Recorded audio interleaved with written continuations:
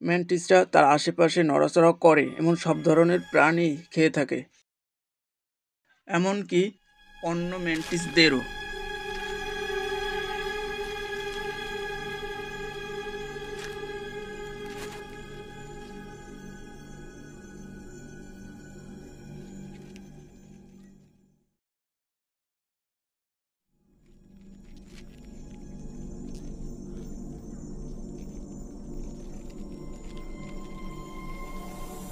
এই ক্ষুদ্র ম্যান্টিসটি এখন শিকারীদের আক্রমণের ঝুঁকিতে রয়েছে, যারা পাতার ফাঁকে লুকিয়ে রয়েছে।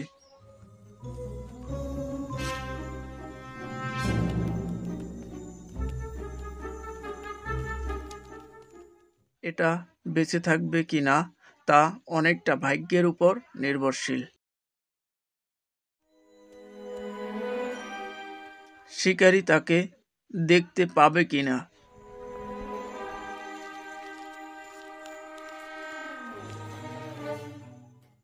সে ডানে যাবে নাকি বাঁয়ে?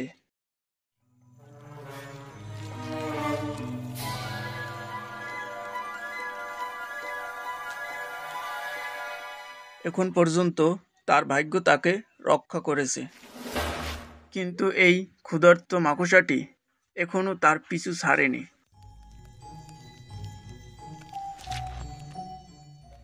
একটি ম্যান্টিস জন্মগতভাবে অসাধারণ দৃষ্টিশক্তি নিয়ে জন্মায়, কিন্তু মাকড়সার দৃষ্টিশক্তি এদের থেকেও উন্নত।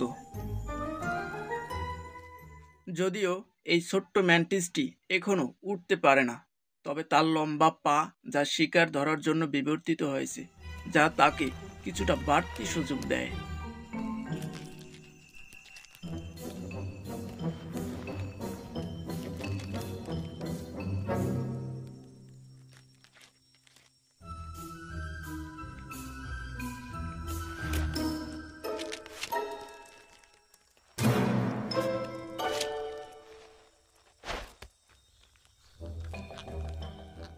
মনে হচ্ছে তার আর পালানোর পথ নেই।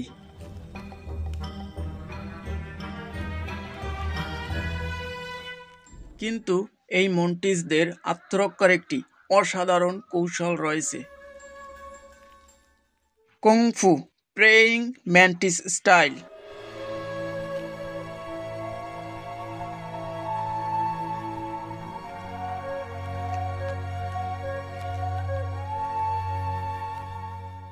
অবশ্যই এটি সম্পূর্ণ ভয় দেখানোর কৌশল, নিজেকে যতটা সম্ভব বড় দেখানো এবং শত্রুকে বিভ্রান্ত করার চেষ্টা।